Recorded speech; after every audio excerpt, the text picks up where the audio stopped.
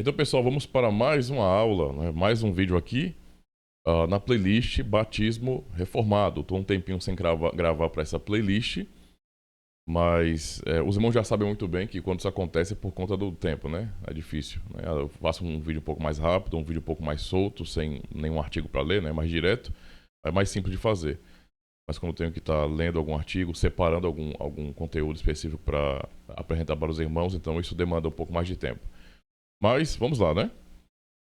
Vamos fazer a leitura. Eu vou estar lendo e, na medida do possível, comentando, né? Tem um artigo bastante completo aqui. Vai ser mais um artigo da playlist que eu separei, tá? Então tem muito conteúdo. Essa playlist Batismo Reformado vai ser bem longa, né? Porque tem muito conteúdo para acompanhar, né? Então, às vezes o conteúdo para falar do assunto geral do batismo, ele é bem específico, não é extenso.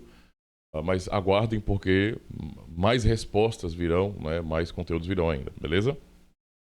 Eu vou deixar o link então do artigo para vocês lerem aqui, tá bom? Vamos lá para a leitura do nosso artigo. É Batismo Infantil no Novo Testamento, não é mais um artigo aí do reverendo Ronald Rankle, também traduzido aí pelo Felipe Sabino de Araújo Neto. Diz bem assim: uma objeção comum à prática do batismo infantil é que não existe nenhuma passagem no Novo Testamento que fale de infantes sendo batizados. Então, essa tem sido uma grande objeção dos batistas a respeito desse assunto. E toda vez que o assunto vem à tona, né, meio que eles exigem isso. Né? Nós temos um outro tipo de argumentação, porque reformados, né, desde Calvino, tem uma outra linha de argumentação. E podemos também deixar bastante claro, né? Que reformados têm uma linha exegética um pouco diferente, né? Então, é por isso que eu fico batendo nessa tecla de que batistas não são reformados, né? Batistas são batistas, eles interpretam como batistas, né? E nós temos uma maneira diferente de interpretar. Então, para eles, para os batistas, não é realmente uma base bíblica para o batismo infantil, né? O que para nós reformados não faz o menor sentido. Nós olhamos para a Escritura como um todo e vemos a Escritura toda sendo a base para o batismo infantil. Mas, vamos lá, né? Então, essa objeção é que não existe uma passagem no Novo Testamento, né? Essa é a exigência que eles têm. Não existe uma passagem no Novo Testamento que mostre, né? Ou que ordene os infantes a serem batizados, né? Então, é dito bem aqui, ó, isso simplesmente não é verdadeiro. Na verdade, existem duas, né?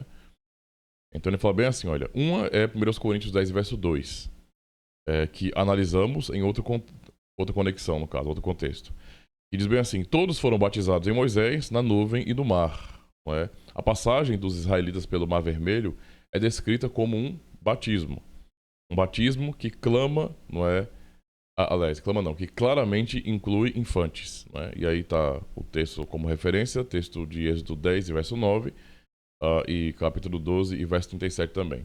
De fato, seria difícil negar que havia crianças entre os israelitas naquele momento, pois mais do que 2 milhões de israelitas saíram do Egito. Né? Êxodo 12, 37 e 38.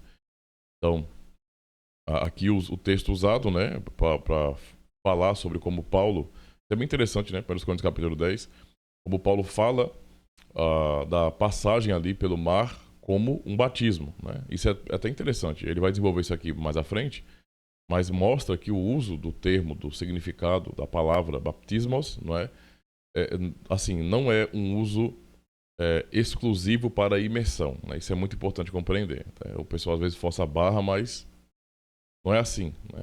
A palavra pode ter um sentido básico, mas o contexto em si acaba ajudando a compreender realmente o uso, né? O que o indivíduo quer dizer com aquilo, né? O autor. Então, continuando. O ponto é que o cruzamento do Mar Vermelho é um batismo pela definição e uso dessa palavra no Novo Testamento, certo? A palavra batismo no Novo Testamento é usada para descrever esse evento. Então, lembrando do terceiro de 1 Coríntios, capítulo 10, verso 2. A objeção batista que isso aconteceu no Antigo Testamento não pode mudar essa realidade, tá? O uso da palavra batismo nesse versículo mostra que a palavra no Novo Testamento nem sempre significa imersão, como já provamos anteriormente. Os israelitas não foram imersos no Mar Vermelho, né? Então existem usos distintos para a mesma palavra, tá? É importante salientar isso porque não somente com relação à rejeição do pedobatismo, não é? É uma marca dos batistas, não é? Mas também muitos, eu não sei se todos os batistas são assim, ok? Mas muitos se apegam à forma, né? Porque eles vão dizer que não, a palavra batismo é mergulhar e acabou, é isso e acabou. E por conta disso, né, a forma para eles tem um peso assim gigantesco. Então, se a pessoa não mergulha literalmente, né, não mergulha na água, então para eles não aconteceu um batismo, né? Eu não sei se todos os batistas são assim, certo? Tô falando pelos que eu conheço, né? Eu já vi realmente atitudes, né, de certos membros de comunidades rejeitando o batismo de alguém, porque já é um absurdo, né? Alguém vir da igreja presbiteriana para a igreja batista, né? Mas, porque entenda, né, que há uma mudança clara, né, de teologia ali, né? Não é a mesma coisa. E a pessoa realmente insistiu em não aceitar esse membro, essa pessoa, né, esse irmão aí, porque ele não desceu as águas, né? Ele foi batizado por aspersão ou por efusão, né? Ou seja, não desceu as águas, entende? A preocupação não foi nem que a pessoa tenha sido batizada quando criança, porque pelo que eu vi, o membro lá, ele já se tornou protestante adulto, né? E na IPB geralmente se batiza quando adulto, se a pessoa veio da Igreja Católica Romana e recebeu o batismo lá, os presbiterianos, da IPB pelo menos, eles batizam a pessoa porque não consideram o batismo da Igreja Católica Romana como batismo.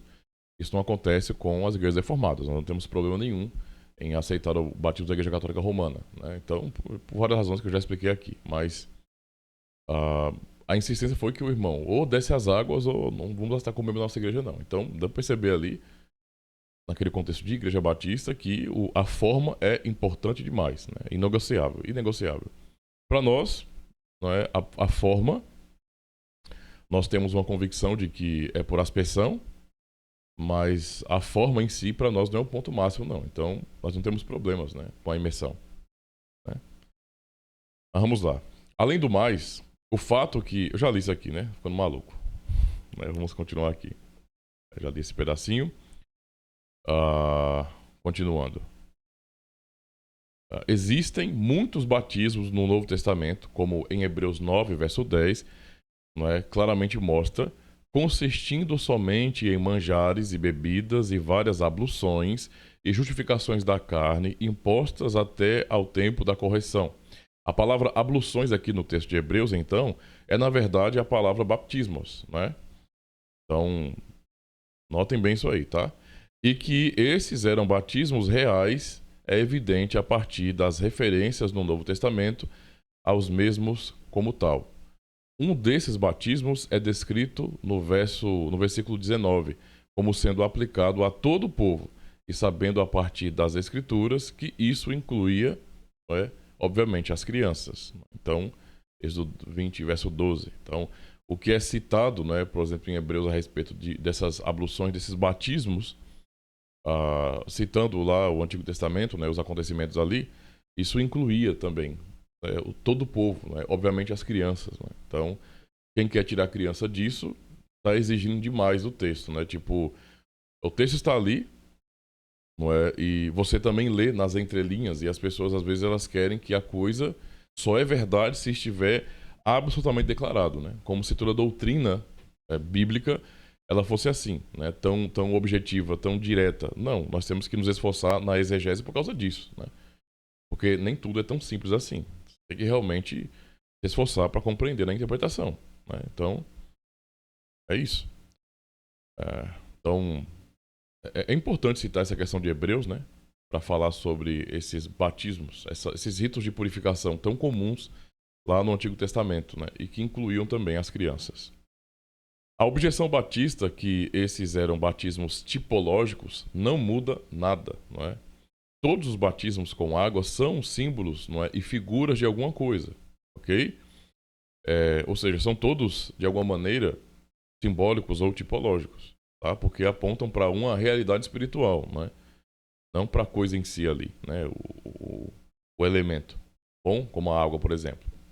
De fato, aqueles do Antigo Testamento, bem como do Novo Testamento, simbolizam exatamente a mesma coisa: o lavar dos pecados pelo sangue e pelo Espírito de Jesus Cristo. Então tudo, é como nós sabemos, né? Tudo que nós tínhamos lá no Antigo Testamento, toda a lei cerimonial ali aplicada, não é? Ela não tinha um fim em si mesma, não era um fim em si mesma, mas apontava, não é, tipologicamente para Cristo, para a purificação dos pecados, para o que ele iria realizar, tá? Então, veja que o sentido é o mesmo aqui, não é? E aí, mais uma vez, é citado 1 Coríntios 10 e 2, especialmente Hebreus 9, verso 13 a 14, e também o verso 22, certo? Inclusive, deixe-me ler esses textos aqui, só para trazer um pouco mais de clareza, né? Hebreus 9, versos 13 a 14. Diz assim: Porque se o sangue de touros e bodes e cinza de uma novilha, não é? Novilha é esparzida sobre os imundos, o santifica quanto à purificação da carne, quanto mais o sangue de Cristo, que pelo Espírito Eterno se ofereceu a si mesmo, imaculado a Deus, purificará as vossas consciências das obras mortas para servir ao Deus vivo. E o verso 22 também, que é citado. E quase todas as coisas, segundo a lei, se purificam com sangue, e sem derramamento de sangue não há remissão de pecados. Também 1 de Pedro, né, 3 e verso 21. Interessante. 1 de Pedro, capítulo 3, e o versículo é o versículo 21, que diz assim: E também, como uma verdadeira figura, agora vos salva o batismo, não de despojamento da imundícia da carne, mas da indagação de uma boa consciência para com Deus pela ressurreição de Jesus Cristo, né? Citando aí a questão de batismo também. Esses versículos são importantes, pois mostram que os batismos do Antigo Testamento tinham exatamente o mesmo significado que aqueles do Novo Testamento. Então é bom mostrar, não é, essas referências, na verdade, porque elas têm sentidos, não é, iguais. Isso é muito importante, apontando para essa purificação, não é? Que é justamente aquilo que o batismo simboliza também, né? Significa também. Eles significavam a purificação e remissão dos pecados pelo derramamento do sangue, né? Ser batizado no Antigo Testamento tinha exatamente o mesmo significado que no Novo. E a única diferença sendo que no Antigo Testamento ele apontava para frente, desde, no caso, seria a diferença para poder... Eles têm o mesmo sentido, mas qual a diferença? É como nós fazemos uma análise também do sacramento. No sentido geral, sacramento no sentido geral, né? Eu estou dizendo. Nós pensamos no Antigo Testamento como tendo toda aquela simbologia que apontava para frente, né? Apontava para o futuro, para Jesus Cristo, para a obra que ele iria realizar ainda, certo? Então, desde a morte de Jesus, ele aponta para trás, né? Então, é bem interessante isso, é bem curioso, né? Quando pensamos em batismos, digamos assim, em seus sentidos, né?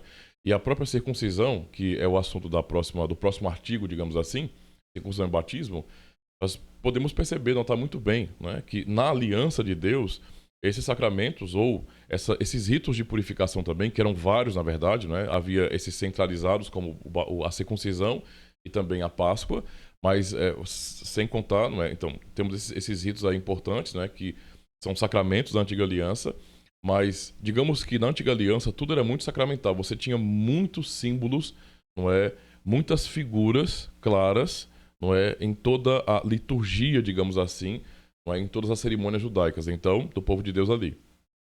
Então, quando olhamos para o sentido dessas purificações, não é, elas apontavam para frente.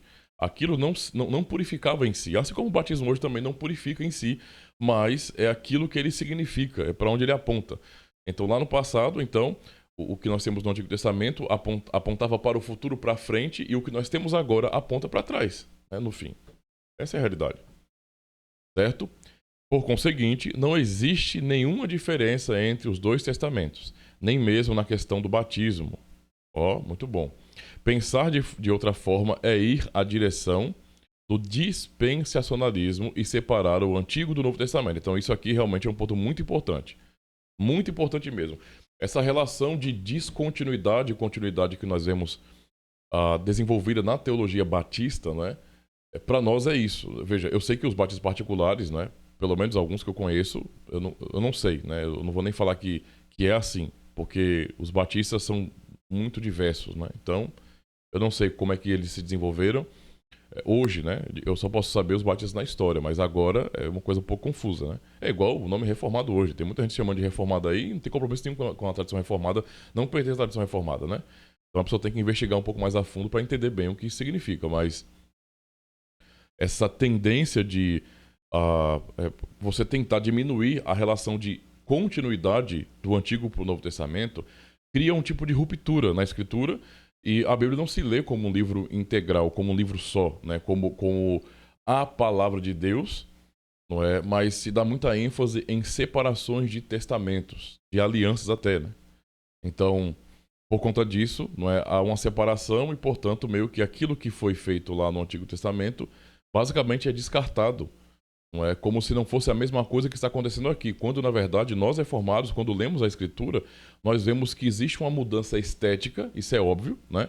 Eu acho que isso é possível ver, por exemplo, quando Jesus, não é? Jesus ele começa, não é? Ele ensina sobre a reforma que aconteceria em João capítulo 4, quando ele tem aquele encontro com a mulher samaritana, e ele fala, né? Sobre a questão da verdadeira adoração. Ele vai dizer para a mulher samaritana, né, que haveria o tempo, já chegou, em que vocês não vão, Deus, ninguém vai adorar o Pai em Jerusalém, no templo no caso, e nem também no monte ali, né, como os samaritanos faziam, mas não é em espírito e em verdade, ou seja, Jesus não muda a essência, digamos assim, do culto de jeito nenhum, é o mesmo culto, é o culto pactual, é o culto do povo de Deus ali, o culto que Deus ordenou. Mas é óbvio que quando ele fala sobre isso, né, onde não tem mais uma necessidade de templo, de um local físico específico centralizado, isso muda a estética da coisa, né? Isso muda aquela necessidade de simbologias, não é? Pelo menos diminui essa questão da simbologia, entende? Diminui muito, muito, muito, muito. Tudo é mais simplificado. Não é? Tudo que é do Antigo Testamento passa para o Novo, só que de uma maneira simplificada. E aquilo que não passa na Escritura, no Novo Testamento, é claramente barrado. Então, você vê quando algo cerimonial que tinha um propósito específico apontando para Cristo e que não tem uma continuidade, o Novo Testamento para, certo? Mas quando você vê, por exemplo, algo que tem ainda, né, digamos assim, um sentido real para o povo de Deus hoje, não é? Isso muda a estética, a forma, não a essência, não é? Por exemplo, quando você pensa em circuncisão, é assim que reformados vêm. Se você está pensando de outro jeito aí, não, mas eu não concordo com isso. Então você não pensa assim porque você não é reformado, né? Esse é o ponto. É assim que nós reformados interpretamos. Quando olhamos, por exemplo, para a questão da circuncisão e para o batismo, nós vemos exatamente o mesmo sacramento, né? É o mesmo sacramento. É o mesmo sacramento, ok? E eles são, a sua estética e a sua digamos assim, toda a sua forma, digamos assim, ela é correspondente às suas dispensações, digamos assim, tá? Eu estou usando o termo, mas não quer dizer que nós somos dispensacionalistas, não. Não confunda as coisas, né? Então, quando pensamos na circuncisão, não é? Ela é apropriada para aquele contexto ali, certo? Mas a mesma circuncisão, não é? Ou seja, o rito de entrada, não é, de pertencimento, o sinal da aliança da graça, não é? Ele permanece no meio do povo de Deus, para o povo de Deus. O povo de Deus precisa ainda ser selado, não é? Por esse sacramento, digamos assim, mas a sua forma, a sua estética muda completamente. Não é? Embora que você já tenha os modelos no próprio Antigo Testamento, porque havia batismos ali, ritos de purificação também com água. Então, eu digo, né? Havia esses ritos, não era novidade, né? Então não foi uma revolução, né? João Batista, quando estava no Jordão, né? E é muito melhor, nós falamos João Batista, mas João Purificador, porque o rito que ele está fazendo é um rito de purificação e não é o batismo cristão, né? Tem que separar essas coisas, não é a mesma coisa, né? Tem gente que, talvez a maioria dos batistas realmente usem o batismo de João como um tipo de modelo de batismo cristão, e não é a mesma coisa, tá? Não é a mesma coisa, certo? Mas, obviamente, assim como o batismo no Antigo Testamento é usado como modelo, a forma, não é? Eu digo assim, os ritos de purificação, como João estava fazendo, que era já algo conhecido, não é? O próprio batismo cristão também usa algo similar como modelo, mas não é a mesma coisa. Não é a mesma coisa, não tem o mesmo propósito. Não tem o mesmo propósito, certo? Então, circuncisão, não é? Para nós, ela é contínua. Muda a forma, né? Muda a forma. Mas o sentido é o mesmo. Não é? Continua sendo o selo da aliança da graça, continua significando que nós pertencemos a Deus na aliança, Tá? Então, é isso. Então, essa mudança, né? É importante reconhecer isso, irmãos, porque quando não se faz essa leitura, né? Não se lê a Bíblia desse jeito, é inevitável que você não crie essa ruptura. E você trate tudo do Antigo Testamento como sendo algo da carne. Não da carne no sentido de pecado, não, né? Eu vou mudar até aqui a expressão. Você trata tudo como se fosse algo cultural, étnico, né? Preso a Israel, por exemplo. Israel como etnia. Né? E não é assim que nós, reformados, fazemos a leitura do Antigo Testamento. Né? Para nós, a Bíblia é um todo. Não é? E Antigo e Novo Testamento é simplesmente a continuação. É a continuação. Não é uma outra aliança. Não é nova no sentido de inédita. Não é a continuação. É simplesmente isso. Não é? É basicamente o cumprimento. Não, é inadmissível você ler o Novo Testamento sem ligá-lo totalmente ao Antigo. Não tem nada de novo, de verdade no Novo Testamento no que diz respeito, por exemplo, às práticas do povo de Deus, à essência do povo de Deus, ao significado, à natureza do povo de Deus. Não tem. Né? É o mesmo povo de Deus. É o mesmo povo de Deus, é o mesmo povo da aliança, não é? E que tem esses signos, tem esses sinais. Ok? Então é bom compreender essa questão. Tá? Do contrário. Não é? O caminho que as pessoas vão tomar é um caminho de dispensacionalismo. Né? E para nós isso aí é absurdo. Né? Não existe esse negócio de reformado ser dispensacionalista, de entender a Bíblia de uma maneira separada. Não faz sentido para nós, tá? Continuando aqui para concluirmos. É um artigo curto, né? Então, o batismo não era algo novo e nunca... Ah, tá aqui também no pedacinho. O batismo não era algo novo e nunca ouvido pelos israelitas quando João começou a batizar no Rio Jordão. Nem a ideia do batismo infantil no Antigo Testamento não deveria nos surpreender. Exato. Né? Veja, enquanto isso causa estranheza para os batistas, para nós é a coisa mais natural do mundo. Né? Mais natural do mundo. Né? É engraçado que muitos batistas acabam acusando nós reformados, não é, de termos feito um Ctrl-C, Ctrl-V de Roma. Vamos ser honestos aqui, tá? E esse tipo de argumentação de fala é desonesta. É desonesta, porque não é assim não, né? Eu acho que se vocês vão ler, por exemplo, as institutos da religião cristã, bem como as confissões reformadas, vocês vão notar que Calvino e os demais reformados, eles realmente puderam, né, elaborar uma teologia a respeito do batismo e explicaram muito bem o porquê, né? Como que isso é natural para nós, né? Então, não deveria surpreender, né? Na verdade, para nós, a grande surpresa é não batizar os filhos dos crentes, né? Essa é a grande surpresa para nós. É simples, olha.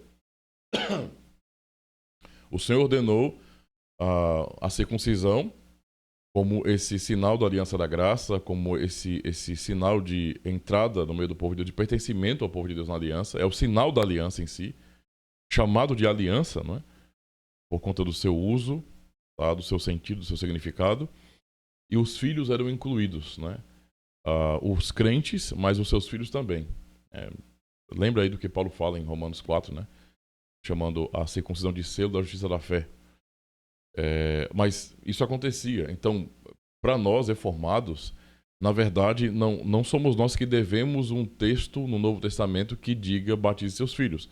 Na verdade, nós entendemos que os batistas, não é? Ou seja, os credobatistas, que devem, na verdade, um texto que diga não incluam os filhos, não é? Os seus filhos recém-nascidos, não é? Na aliança, nem coloquem um sinal neles. São eles que devem. Né? É assim que nós entendemos. Eles que devem. Porque Deus ordenou algo no passado, quem foi que mandou parar? Quem foi que mandou excluir os pequeninos da aliança, não é? E de receber o sinal da aliança? Não é? Então, tem vários textos, não é, no Novo Testamento que nos dão força com relação a isso, e para nós é suficiente e claro. Não é? Então, a questão é a maneira como nós lemos a Bíblia. Né? Por isso que eu estou dizendo, batismos e reformados são coisas totalmente diferentes, são tradições distintas, leem a Bíblia de maneira diferente. Certo? Em algum momento vamos encontrar um ponto de convergência, mas e muitos outros também haverá uma forma totalmente diferente de leitura. Terminando. Existe apenas um povo de Deus. Né? Essa sempre foi a nossa ênfase. Tá? O contrário disso para nós é dispensacionalismo. Um pacto. Essa é a nossa ênfase como reformados. Tá? Esse é o ponto. Um caminho da salvação e um sinal do pacto. tanto no Antigo como no Novo Testamento. Então, é assim que nós, reformados, pensamos. Esse artigo, ele é curto, né, e ele não trata de questões um pouco mais específicas, não. Né? Ele não é nem um pouco exaustivo. É só parte de um todo. Então eu vou ainda estar trazendo muitos outros artigos também dessa mesma playlist, beleza? Então vão se inteirando, né? Vão de pouquinho em pouquinho preenchendo, né, a mente de vocês de conhecimento para que vocês venham aprender com cada artigo, né, a formar esse todo na mente de vocês, tá? Então continuem acompanhando a playlist. Eu vou me esforçar para ver se eu consigo fazer mais outra aula na próxima semana, certo? Não está sendo fácil, eu digo para os irmãos, é correria mesmo, mas vamos nos esforçar aqui, beleza? Então agradeço mesmo pelo apoio. Link do artigo na descrição, tá? É só acessar e ler. Deus abençoe e até o próximo vídeo.